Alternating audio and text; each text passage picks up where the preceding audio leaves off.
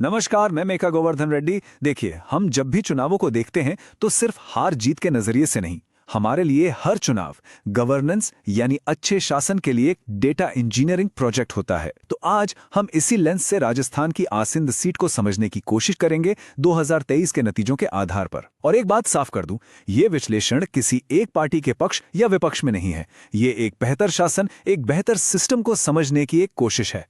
किसी भी जगह की सियासत को समझने के लिए पहले उसकी मिट्टी को समझना पड़ता है। आसिंद ग्रामीण कृषि प्रधान राजस्थान का दिल है। यहां जिंदगी, अर्थव्यवस्था, यहां तक कि संस्कृति भी सब कुछ जमीन, मॉनसून और फसल के एक चक्र से बंधी हुई है। मतलब हर किसान का परिवार सुबह इसी उम्मीद में उठता है कि आज मौसम साथ देगा और शाम को इसी चिंता में सोता है कि कल क्या होगा। ये सिर्फ खेती किसानी नहीं है, ये एक पूरी जीवन शैली है जो पीढ़ियों से चली आ रही है। और जब ये नाजुक सा चक्र ये टूटता है तो लोगों के मन में गहरी चिंताएं घर कर जाती हैं। सबसे पहली और सबसे बड़ी चिंता पानी, पीने का पानी, खेतों के लिए पानी, मवेशियों के लिए। पानी की कमी यहां जैसे जिंदगी की रफ्तार पर ब्रेक लगा देती है। फिर आती है खेती की परेशानी। लागत तो बढ़ती जा रही है पर फसल का वो दाम नहीं मिल पाता। कर्ज का बोझ है कि बढ़ता ही चला जाता है। और तीसरी चिंता वो है नौजवानों की। पढ़ लिख कर भी उनके पास अपने ही इलाके में कोई काम नहीं, कोई रोजगार नहीं। मजबूरी में पलायन करना पड़ता है। और एक और बड़ी दिक्कत पर्यावरण। जो मार्बल की खदानें हैं उनसे जो धूल उड़ती है वो हवा में जहर की तरह घुल रही है, लोगों के फेफड़ों को बीमार कर रही है। तो आप समझिए, ये सिर्फ चुनावी मुद्दे नहीं हैं, ये हर घर की हर रोज की लड़ाई है। अब इस आर्थिक और पर्यावरण के तनाव के बीच आसिंद का जो सामाजिक ताना बाना है वो भी काफी उलझा हुआ है। यहाँ की आबादी में करीब 16% अनुसूचित जाति के लोग हैं, 12% अनुसूचित जनजाति और लगभग 28% अन्य पिछड़ा वर्ग के हैं। अब होता क्या है कि जब पानी, रोजगार और सरकारी योजनाओं जैसी बुनियादी जरूरतें पूरी नहीं होती और मदद सही लोगों तक नहीं पहुंचती, तो इन समुदायों के बीच का जो आपसी सौहार्द है उस पर भी असर पड़ता है। एक भरोसे की कमी पैदा होती है और यही कमी आगे चलकर राजनीतिक नतीजों की शक्ल ले लेती है। तो चलिए अब इन जमीनी हकीकतों को जरा आंकड़ों की नजर से देखते हैं। 2023 के चुनाव में आसिंद में कुल मिला के 2,18,000 वोटर्स थे और इनमें से 71.4% लोगों ने अपना वोट डाला। ये एक बहुत अहम आंकड़ा है। ये हमें बताता है कि तमाम परेशानियों के बावजूद यहाँ के लोगों का लोकतंत्र में एक गहरा विश्वास है, एक उम्मीद है कि उनका एक वोट शायद कुछ बदल दे। और 2023 में लोगों का फैसला बिल्कुल साफ था। भारतीय जनता पार्टी को मिले 54.1% वोट। वहीं दूसरी तरफ कांग्रेस और भारतीय आदिवासी पार्टी यानी बैप के गठबंधन को 36.9% वोट मिले। मतलब जीत और हार का अंतर बहुत बड़ा था, करीब 32,000 वोटों का।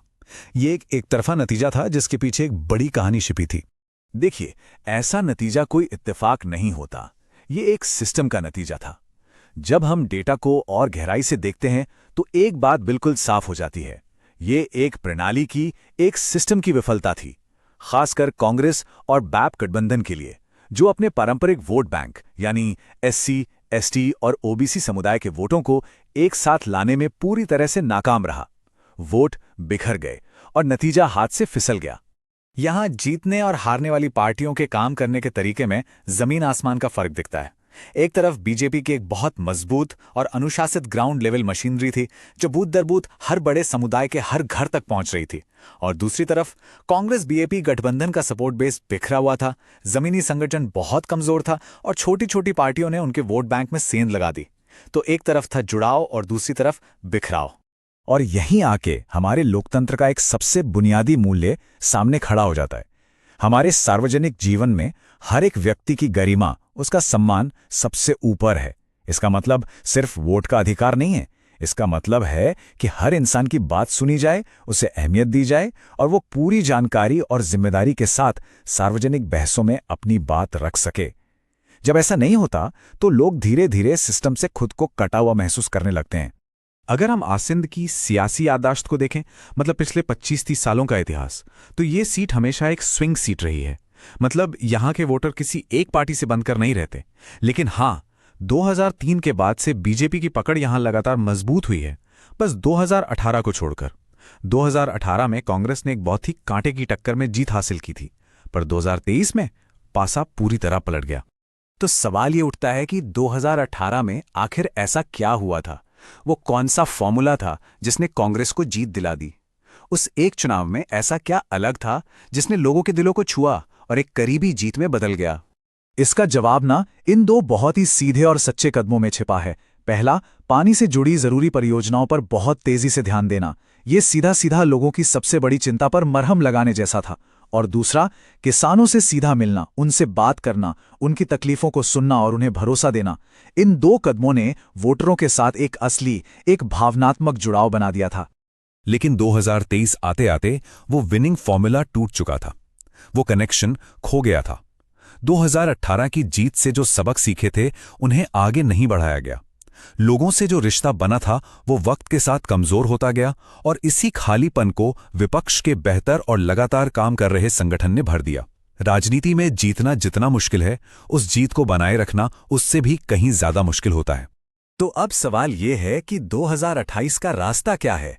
वापसी कैसे हो सकती है? देखिए, इसके लिए एक बहुत ही सिस्टमैटिक, एक 4 आयामी नजरिए की जरूरत है। हम इसे चतुर्मुख सिद्धांत कहते हैं। यह सिर्फ चुनाव लड़ने का तरीका नहीं है, बल्कि एक अभियान के 4 सबसे अहम चेहरों को एक साथ लाकर एक मजबूत और टिकाऊ आधार बनाने का ब्लूप्रिंट है। तो क्या है ये 4 चेहरे? पहला है चुनावी चेहरा, मतलब SC, ST और OBC बस्तियों में घर घर जाकर एक एक व्यक्ति से मिलना, क्योंकि यही वो तबका है जिसका भरोसा 2023 में टूटा था। दूसरा है संगठनात्मक चेहरा, हर 40 परिवार पर एक वॉलंटियर, इस हिसाब से एक मजबूत बूथ मशीन खड़ी करना। तीसरा है कहानी का चेहरा, यानी नैरेटिव, असली मुद्दों पर टिकी एक सरल लेकिन दमदार कहानी बनाना, स्थानीय बेटा बनाम बाहरी। और चौथा संसाधन का चेहरा, मतलब गठबंधन के पास जो भी पैसा और कार्यकर्ता हैं, उनकी ऊर्जा को पूरी कुशलता के साथ एक दिशा में लगाना। और इस पूरी रणनीति के केंद्र में जो उम्मीदवार हैं, हगामीलाल मेवारा, उनकी भूमिका एक ग्रासरूट्स रीबिल्डर की है, यानी जमीन से जुड़कर विश्वास का पुनर्निर्माण करने वाला नेता। उनकी पहचान अभी उतनी व्यापक नहीं है, तो इसके लिए क्या करना होगा?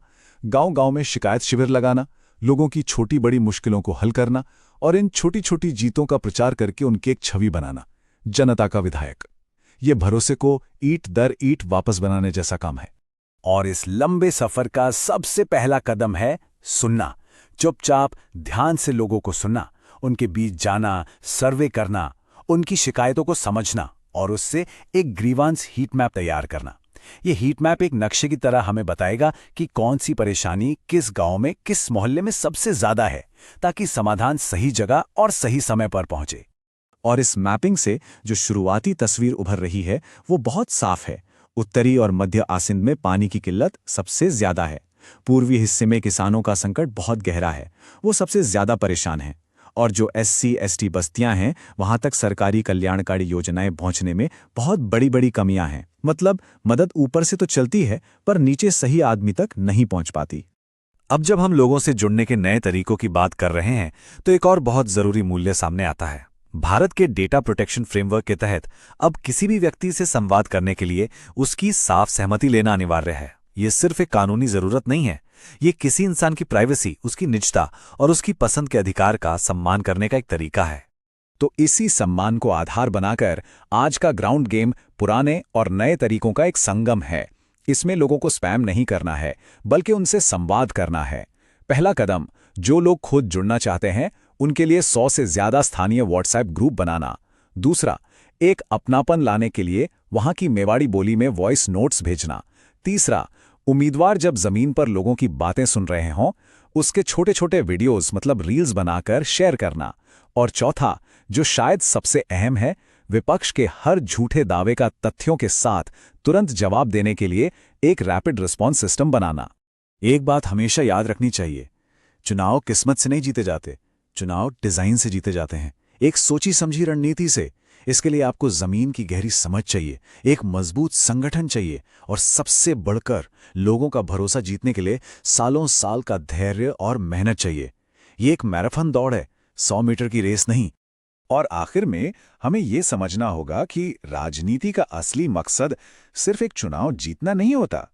इसका सच्चा और बड़ा उद्देश्य अपने लोगों के जीवन को बेहतर बनाने के लिए, उनके उत्थान के लिए एक मजबूत और स्थायी जनादेश का निर्माण करना है। एक ऐसा जनादेश जो सिर्फ वोट पर नहीं, विश्वास पर टिका हो। If you want to become a people-centric leader and uplift your constituency, get in touch with blueprintstrategies.ai at mgr@blueprintstrategies.ai or call 08042041602. Purpose Beyond Politics.